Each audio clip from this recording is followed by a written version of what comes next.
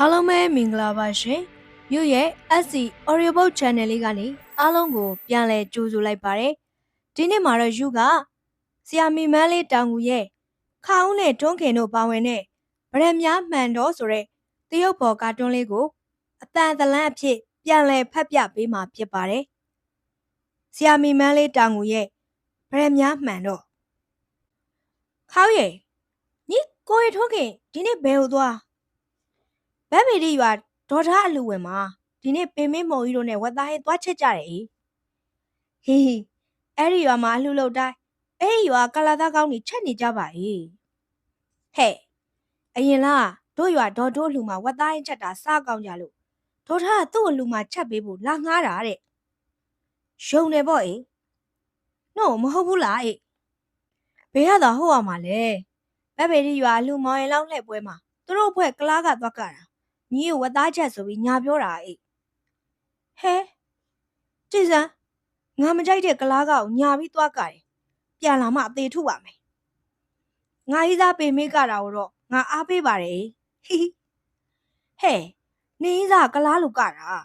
तू ကကလမလူကတော့ရွာကောင်မတွေကငါ့ကိုကလမကြီးသားလို့နောက်ကြတာငါရှက်တယ်တကယ်လဲတွန်းခင်တို့ခါဦးကိုညာကဒေါ်ထားအလူရင်ကလကသွားကြခြင်းဖြစ်ညီရမထုလဲသူ့မေကသူကတာသိရင်ကြောခွဲအောင်သူ့ကိုတပြက်စီးနဲ့တွဲမှာဟုတ်တယ်သူ့မေနဲ့ငါအခြားနေရာမှာစိတ်ချင်းကွဲပေမဲ့ဒီနေရာမှာတော့တူတယ်ဒါဆိုသူ့အမေကိုသွားတိုင်ပါလားသူ့အမေကိုလဲညာပြီးသွားကမှာပါအဲ့ဒီလိုလည်းမတိုင်ရဘူးသူ့ရိုက်ခံမှာတနာတယ်ကောင်မဒါတဲ့ထွန်းခင်မေကဘာလို့သားကတာကိုမကြိုက်တာလဲဒီလိုထွန်းခင်တို့အမေကတထေးမျိုးထွန်းခင်အဖေဘက်ကအမှုပညာရှင်နေဟိုးတော့ကမြန်မာတဝမ်းရှမ်းတောက်နာမည်ကြီးပြီးရွှေမဲတင်မောင်နဲ့တောင်ရုံပြိုင်ရှင်ကခဲ့တဲ့တိုင်းချစ်လှစိန်ဆိုတာထွန်းခင်ဦးလေးအရင်နဲ့ဒါကြောင့်လဲသူအကောက်ဝါသနာပါတာပေါ့တိုင်းချစ်လှစိန်ဆိုတာအတန်ကောင်းလိုက်တာပါဇက်တဲ့ဖုံတဆုပ်တဲ့မျိုးချပြီးဆိုတော့အတန်မဝင်ဘူးကောင်းနေတော့မဲတဲ့တို့ရွာနီနာမြို့ရွာတွေကရွာနွားမြတ်ရွာနွားမစားဆိုသလိုတိတ်အားမပေးလှပေမဲ့အခြားမြို့ရွာတွေမှာတော့ယုံပွေယုံခွဲအောင်အားပေးကြတယ်လို့အမေပြောဘူးတဲ့ဒီအကြောင်းတွေတို့လည်းသိပါတယ်အဲ့ဒီတိုင်းချစ်လှစိန်အကိုထွန်းခင်အဖေကလည်းအကဝါသနာပါလိုက်တာအလူရှိအိုးစီဝိုင်းမှာဝင်ပြီးကလို့ကပြီးပြန်လာရင်ထွန်းခင်အမေဒေါ်ထွန်းဆန်ကအိမ်ရှိကနေစီးပြီးကျိုးကိုထုတ်ရတာပဲတဲ့အမေတို့ပြောတာပဲကျုပ်မကြိုက်တာလုံးကဲငါသိချင်တာကထွန်းခင်မေဘာလို့သူသားကတာကိုမကြိုက်တာလဲသူပဲအကဝါသနာပါတဲ့ထွန်းခင်အဖေရဲ့ခိုးရအောင်လူကြီးတွေသဘောမတူတဲ့ကြားကလိုက်ခဲ့ပြီးတော့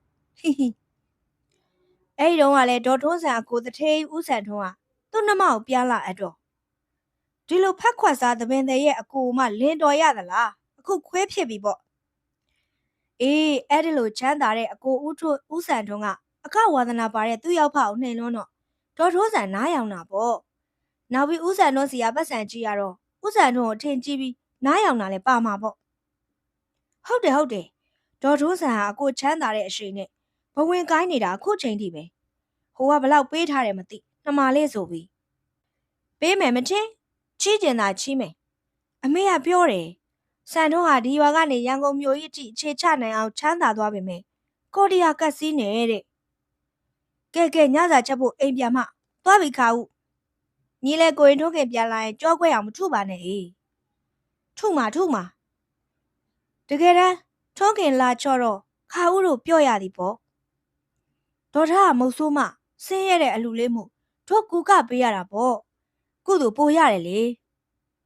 ဒေါ်ထားကသူ့အလူလေးတို့ကူကပေးလို့လူစီတယ်ဆိုပြီးပြောနေတာနင့်မြင်စေခြင်းနဲ့ဟာအဲ့ဒါနဲ့ကလမလူကတဲ့ငါ့ကိုမျက်နှာတုပ်ပူပါလေးစူးချတယ်ဟာနင့်ကငါအမှတ်တရလာပေးတာဆင်းရဲတဲ့မုတ်ဆိုးမကြီးပေးတာမယူရက်ပါနဲ့ပြန်ပေးလိုက်ပါဒီလိုကလို့တော့အမေရိုက်နေပါအောင်မယ်အမေကအေးဆေးပါငါတခါချော့ပါပဲသို့တော့ထိုးခေအမေမှာသူ့သားကလာမှန်းသိသည်နဲ့ဒီကတာကိုပဲမက်လို့ကြည်ပွားအောင်မယ်ကဲဖျက်ဇက်ခုံပေါ်နှစ်ခုကတွေချေမကြအောင်တညာလုံးပျော်ပြရတဲ့ဒီအလုံးမှာဝါသနာပါရတယ်လို့ထိုးခင်ရဲ့ငါအကိုလို စီရင်စပွဲပေါ်မှာခန့်ခန့်ကြီးထိုင်ပြီးစီးပွားရှာရတဲ့အလုပ်ကိုနင့်ဝါသနာမပါဘူးလားတထဲမဖြစ်ချင်ဘူးလားကတာပဲဝါသနာပါလို့နင့်ဦးလေးတိုင်းချင်းလာစိန်လို့အစားစေးရဲ့အနေစင်းရဲ့ဖြစ်ချင်တယ်ပေါ့ဦးလေးကဘာတွေစင်းရဲနေလို့လဲလှလှပပကျဲသားပြီးဇက်ခုံမော်ကနေရတာဘာနင်ဦးလေးကပွဲပြီးရင်ဇက်ခုံနောက်ကကရင်မှာဘေးကတီးလုံးတိုက်တဲ့ဆိုင်းတန်ပုံတန်တချင်းတန်နဲ့အိပ်ရတာဟဲ့နေရညလို့ညအောင်နေလို့ပြီးအိပ်ရတာတဲ့စားရတော့လဲငချောက်တောင်စီမဆမ်းပဲစားရနဲ့အစားစေးရဲ့အနေစင်းရဲ့ဆိုတာအဲ့ဒါမျိုးခေါ်တာနေရဖြစ်ချင်တယ်ပေါ့ဦးလေးဒီလိုစင်းရတာအမေကဘာသူပြောလဲနင့်ဦးကြီးဦးစံထုံပြောတာပေါ့သူကမြို့တကာကုံကူးသွားလို့သူသွားတဲ့မြို့တိုင်းချင်းလစိန်ပွဲကနေဝင်တွေ့နေကြမို့မြင်ရတယ်တဲ့ဒီတော့မင်းဒီကတဲ့ဝါသနာကိုဘဝမပြတ်ချင်ဖြတ်ဒါပဲကျွန်တော်တို့ငငယ်ကဦးလေးလှစိန်ပွဲကပြီးပြန်လာရင်သူကတဲ့မြို့ကလက်ဆောင်နေပွဲကြီးပြိသက်ကလက်ဆောင်ပေးလို့ထိုးမုံလမုံနဲ့ရုံမျိုးစုံစားရပြီးအမေကိုကုံကူးကပြန်လာရင်ဘာမှမစားအောင်တဲခံပြောလို့ငါလှုပ်လိုက်ရငါအကိုကနင်းရှင်ပြူတော့ကငွေ3000ပေးတာလုံးဝမတောင်းဒါအောင်နင်းတစ်လုံးကျေးဇူးတင်အဲ့ဒီတော့ဦးလေးလာစိန်သူ့ဇက်အဖွဲ့နဲ့အလကားလာကပေးတာရောပြောပါဦးငါ့ကိုခိုးတုံပြန်နေပြီလားကဲဖြတ်နောက်နေ့မနေ့ကနေငါကတာခွင့်လို့ပေမဲ့အမေကတွယ်လိုက်တာခုရီတင်မနာနေတော့တော်ကလည်းခိုးတုံပြန်တာကိုချောင်းကြည့်တဲ့မိသေးကပြောပြီးပြီကောင်းတယ်မကောင်းနဲ့အခုအမေကငါ့ကိုဦးကြီးစီပို့မလို့တဲ့ဘာဖြစ်လို့ဒီမှာနေအကပဲလုံနေမှာမိုးတဲ့နောက်ပြီးမြို့ကနေရွာပဲတွေဝယ်ပြီးနှစ်တိုင်းလာတဲ့ဦးကြီးကားလာတော့စာကြုံပါလာတယ်ဟာဘာများလဲတော့ဦးရရန်ကုန်မှာနောက်ဘက်အလူလုံမှာတို့သားမိကိုခုပဲလာတဲ့ကားနဲ့ကားကြုံနဲ့လိုက်ခဲ့တဲ့ဒါဆိုတော့အမေကလှူပြီးရင်တော့ရန်ကုန်ကဦးကြီးစီမှာထားခဲ့မယ်ပေါ့အမေကသူ့ကိုအလူမှာဝတ်ဖို့မလာထုတ်အမေစီမှာပေါင်ထားတဲ့သူ့လက်ကောက်ဆွဲကြိုးတွေပြန်ရွေးကျင်တော့အိမ်ကိုပြန်ပေါင်ထားပြီးရွေးနေလေရဲ့တထေးနှမဆိုတော့အလူမှာရွှေရှိမှကောင်းမှာပေါ့မနစ်ကအမေမမှာတော့ရွှေတွေပေါင်ရတယ်လေဒါတဲ့ဘယ်နေ့သွားမှာမို့လဲမနှက်ပြန်ဟဲ့မြန်လိုက်တာအလူကနောက်ဘက်ဆိုဦးကြီးပဲတင်ကရန်ကုန်မရောက်ခင်လမ်းမှာမြို့နဲ့မြို့ကိုပဲတင်ပဲချပြီးအိပ်ရအောင်မှာ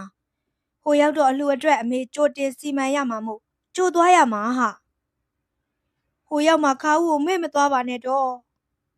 ငါပြန်လာမှာပါဟာနောက်နေ့တော်လမ်းမှာစားဖို့ကောင်းချင်းတုပ်တွေညအပေါင်းပြီးလာပေးတာအားနာစရာဟာဟိုမှာကြာမနေနဲ့နော်သိလားဟဲ့ဟိုမှာသူ့ဦးကြီးခေါ်ရင်နေခဲ့ရမှာပဲသူ့တိုးတက်မှုကိုဘာဟန်တားနေတာလဲသူ့ဦးကြီးကသားသမီးမရှိတော့သူစီးပွားရေးနဲ့ဥစ္စာတွေထိုးခင်ဥဆောင်ရမှာညီတိတ်မမျော်လင့်နဲ့ဟုတ်ကဲ့ခါဦးရဲ့မငိုပါနဲ့ငါပြလာမှာပါစိတ်ချထိုးခင်တို့ရေကားထွက်တော့မဲတဲ့ရာထွက်ကားလမ်းပေါ်ရောက်ခါဦးမျက်ရည်ဝဲရင်လက်ပြနှုတ်ဆက်နေသည်ကိုထိုးခင်ကြည့်ကပြလာခဲ့နော်ကားပေါ်မှာခုံချခြင်းစိတ်ပေါက်နေ၏ခါဦးလေးရဲ့ထိုးခင်အမေမှာကားကောင်းကန်းတွင်ထိုင်စီရတော့လဲထိုးခင်မှာကားခေါင်မိုးပဲအိမ်များပေါ်တွင်ထိုင်ရင်းလိုက်ပါလာရကလမ်းတစ်လျှောက်ရှူခင်းတွေကိုထိုးခင်မမြင်ခါဦးလေးအငုံမျက်နှာလေးကိုသာမြင်နေရ၏ပဲအိမ်များတင်လာသောကားလေးမှလဲတမြို့ဝင်တမြို့ရက်ဖြင့်ညမှောင်းလာတော့ပဲချမဲ့တက်ရောက်ပြီ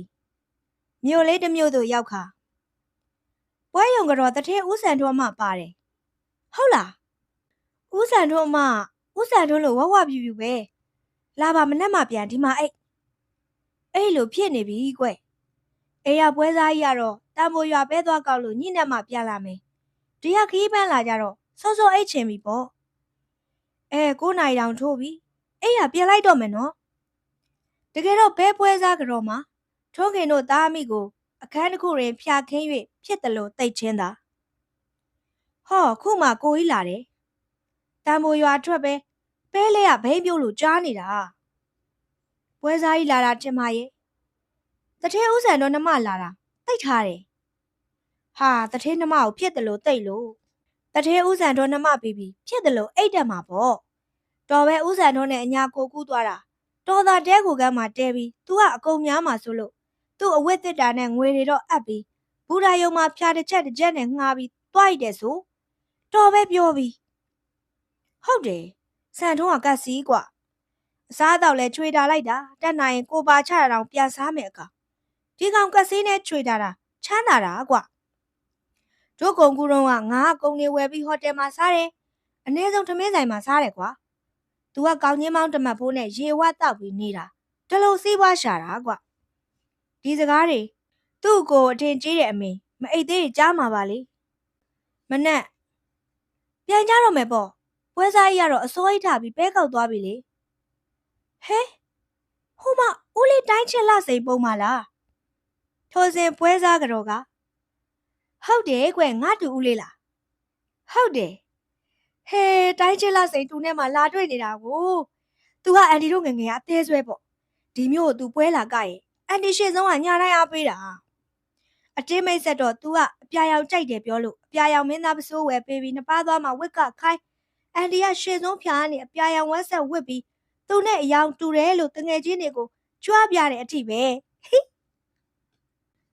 ကိုကြီးတော့အဲ့တုန်းကသူများဒီမင်းသားကိုကြိုက်တယ်သိတယ်နော်သူ့ပုံအဲကမ်းမှာချိတ်ခွင့်ပေးမှလက်ထက်မယ်ပြောတော့ခွင့်ပြုတာနဲ့ခုလိုချိတ်ထားတာဒီလောက်တောင်ပဲလားကွအမေသူ့မက်ကိုထင်ကြီးသွားပြီဒီလောက်တောင်ပဲပေါ့နောက်ပြီးမင်းသားရဲ့ခုလိုနေကင်းစက်ယုံနဲ့ဂရင်နဲ့အိတ်တော့ဘေးကတီးလုံးတိုက်တယ်ပုံတန်နေနဲ့ဘယ်အေးရွားပါမလဲတဲခုကအိတ်မလားကျမတို့အိတ်မလားစီစဉ်ပေးမယ်မလောက်ပါနဲ့ကိုဇက်ယုံမှာပဲအိတ်တော့သူတို့တီးလုံးတိုက်ဇက်တိုက်တာမှားရင်ပြင်ပေးလို့ရတယ်ကိုရှိတော့သူတို့မပေါ်ရဲဘူးမင်းသားဇက်နာမှာရှိမှာကောင်းမှာပေါ့နောက်ပြီးတီးလုံးတန်ကြားမှာအိတ်လို့ရတယ်အဲ့ဒီလိုကိုဇက်ကိုခင်တွယ်ပြီးအလုပ်ကြိုးစားလို့သူ့ကိုသဘောကျတာဟိဒါတဲ့အခုတိုင်းရှက်လာစိန်ဘာလုပ်နေလဲဇက်နာပြီပေါ့ဇက်နာပေမဲ့သူ့တပည့်မင်းသားလေးတွေကိုပညာပေးလို့ဗိတ်သိက်လဲတိုးနေလေနေဦးသူ့ကိုအမတ်တရကြေးပြာရောင်မစိုးတထဲမင်းတို့နဲ့လက်ဆောင်ပေးလိုက်မယ်ဆက်ပေးလိုက်ပါနော်ဟုတ်ကဲ့သူကဘသူပေးတာလဲမင်းဒီမျိုးကတခါကကြေးပြာရောင်ကောင်းပါလေလို့ပြောလိုက်သူသိတယ်ဤသို့ဖြင့်ထိုးခင်တို့သားအမိဘဲတင်ကားဖြင့်ခရီးဆက်ကြရာဦးလေးစင်ကခုရိအမာခံပြိတ်သက်ရှိတော့ပဲညရောက်တော့မြို့တစ်မြို့သို့အဝင်ဒေါ်မူဦးဆန်တော်ဘဲအိတ်တွေချမယ်သူ့မှလည်းပါလာတယ်ထိုစဉ်တိုက်ထဲမှာဦးဆန်တော်မပါလားဒါဆိုဒီမှာညအိတ်ပေါ့အဲ့ရတော့မှာပဲကွယ်ဒါတဲ့ပွဲစားကြီးရောပွဲစားကတော့မူကအပြိုကြီးပါယောက်ျားတွေနဲ့ရင်မောင်တက်ပြီးပွဲစားလုပ်ပေမဲ့တရားနဲ့ပရိနဲ့တစ်သက်လုံးအယိုးထုတ်သွားမှာပါကောင်းတာပေါ့တစ်သက်လုံးတရားအားထုတ်မဲ့သူရဲ့မျက်လုံးကငါသားစီမှာထို့စဉ်ဟဲဒါစိတ်မရှိပါနဲ့နော်မင်းသားတိုင်းချစ်လာစေရဲ့ဗရက်များဆွဲပြားလေးလားလို့ဟုတ်လိမ့်မယ်အတော်ကတိုင်းချစ်လာစေရဲ့အမလေးသူလူပြိုဘွားပဲကရင်ပြိတ္တတူကလက်ဆောင်ပေးလို့သူ့အမေကိုပေးသူ့အမေကတော့မင်္ဂလာဆောင်တော့လက်ဖွဲ့လို့အမြဲဆွဲထားတာပေါ့ဒီတခါငါအမေကသူ့မက်ကိုမောင်လေးလို့ပြောနေပါလားဦးလေးရဲ့အမှုပညာကိုသူသိသွားပြီထင်ပါရဲ့ဟုတ်တယ်ခုမှသိတယ်အဲ့တုန်းကဦးဆန်ထွန်းကလည်းတိုင်းချစ်လာစေရဲ့အကိုလို့ပြောဘူးတာပဲဘယ်လိုလဲဦးဆန်ထွန်းကအမေအကိုတိုင်းချစ်လာစေရအဖေညီဘာမှမတော်ဘူးနောက်ပြီးတိုင်းချစ်လာစေကိုအမြဲနေတဲ့ဦးကြီးဆန်ထွန်းခုတော်မှုကိုသူ့ကိုညီလေးလို့ညားခဲ့တာပဲမူငငယ်ကတိုင်းချစ်လာစေကိုအယူအမှုကြိုက်ခဲ့တာမူတို့မျိုးကိုလာကရင်ညာတိုင်းရှေ့ဆုံးကအားပေးတာအဲ့တုန်းကအိမ်ကိုပွဲလာသွင်းတဲ့ဦးဆန်ထွန်းကမူတိုင်းချစ်လာစေကိုညာတိုင်းပွဲကြည့်အားပေးတာသိတော့နေကြိုက်တဲ့မင်းသားငါညီမိတ်ဆက်ပေးမယ်ဒါဆိုခုပဲမိတ်ဆက်ပေးပါခုပဲဒါနဲ့သူတိုင်းချစ်လာစေကိုစက်ယုံနဲ့ထမင်းစားနေတာမူနဲ့မိတ်ဆက်ပေးတယ်ဒါဒီမျိုးကပွဲစားကြီးဥပမူရဲ့တူသောသမီးပဲမင်းပြိတ္တဲ့ကွာအဲ့ဒါနဲ့အတော်ပဲမင်းသားအတွက်ကြက်သားစိတ်သားမဲနဲ့ကြက်လာတယ်သုံးဆောင်ပါ အားနာစရာမသုံးဆောင်ပြရစေနဲ့ဘယ်လိုလဲအားမနာပါနဲ့ဟဲ့မင်းသားငါ6ကိုစီမဆမ်းပဲစားလို့ဒီလိုအစားစရဲမခံပါနဲ့မူနေတိုင်းထမင်းကြိုင်လာပို့မယ်ဒီလိုပါအစီစိတ်စားရင်ညတချင်းဆိုတော့အတန်အစ်တယ်အပ်တယ်ခုလိုငါ6စီမဆမ်းပဲချီရလေးနဲ့စားတော့အတန်ကြည့်တယ်အားကြလိုက်တာအတန်မဝင်ဘူးတဲ့သူ့အမှုပညာကိုဒီလိုထိမ့်သိမ့်စူးစမ်းအစင်းရဲခံလို့နာမည်ကြီးတာဒီတော့မူတို့ညာတိုင်းအားပေးကြတာပေါ့ပြောအောင်မယ်အဲ့တော့ကမင်းသားမူထမင်းကြကိုညင်းပယ်တော့ဥဆန်တော့ကမူလေးသူ့မစားတဲ့ထမင်းကြိုင်ငါကြွေးပါဒါမှမနှက်စာထမင်းဆိုင်ဝင်စားရမယ်ထမင်းဖို့တတ်တာမဟာဆိုပြီးတောင်းစားတယ်ဥဆန်တော့ကအဲ့လိုကစီးနေတာအဲ့ဒါနဲ့မူကနောက်နေ့အတင်းမဲ့ဗရက်များဆွဲကြိုးပေးပြီးဒါတော့နှစ်ပါးသွားမှာဆွဲပြီးကပြပါပြီးတော့မင်းသားအပိုင်ယူညင်းရင်မူတို့အားမပေးတော့ဘူးညင်းလို့မရမှာတော့ဆွဲကပြီးမိခင်အမေကိုအမှတ်တရပေးလိုက်ပါမယ်အဲ့ဒီညတိုင်းချင်းလာစိန်မူပေးတဲ့ဗရက်များဆွဲကြိုးကိုဆွဲပြီးကနေတာမြင်တော့မူကြည်နူးလိုက်တာခုအတော့လေဘေးမှာဒီဗရက်များဆွဲကြိုးတွေ့တော့မူအမှတ်တရအဖြစ်ပြန်သိမ်းထားခြင်းလို့ပြန်ရောက်ပါဟေးအဲ့ဒီတော့ကဒီဗရက်များဆွဲကြိုးကို3000နဲ့ဝယ်ပြီးပေးတာခု3သိန်းပေးပါမယ်ဟီဒါဆိုငါမလှတော့အမေစီကဆွဲကြိုးလက်ကောက်ပေါင်းထားတာအိမ်နဲ့ကြံဖလဲပြီးရွေးလာတော့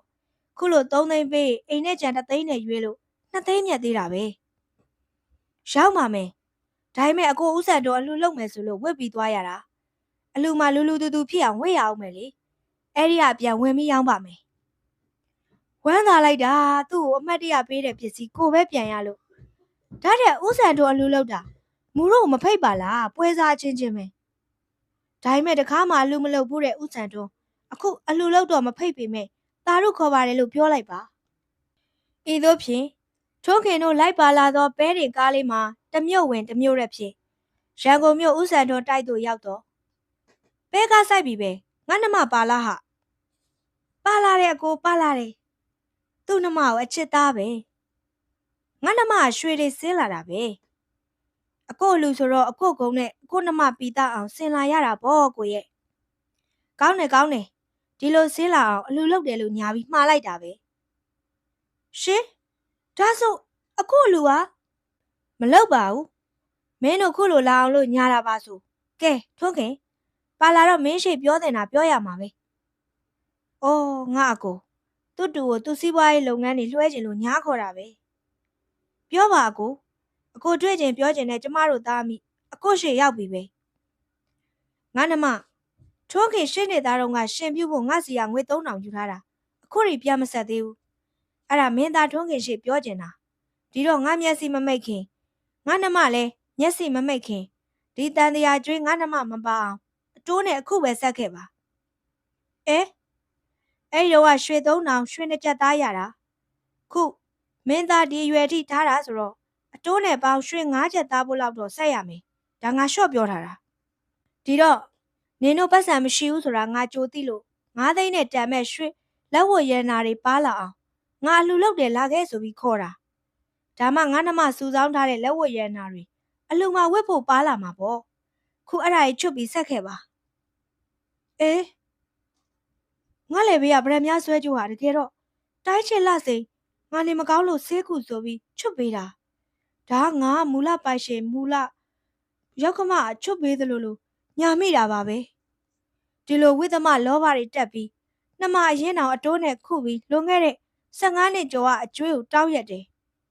ငါပေးရမှာပေါ့ရွာထဲမှာတထေးနှမဆိုပြီးကြွားမိတယ်ငါ့ကိုငါပဲပြအပြစ်တင်မိပါတယ်လေအကိုဖြစ်ချေယူခြင်းတလို့ငွေစားရွှေတွေချွတ်ပေးခဲ့ပါမယ်။အိုးနားနှထောင်းကစားချွတ်ပေးခဲ့ပါမယ်။ရွာရောက်၍ထိုကိစ္စခါဦးကိုပြပြရာ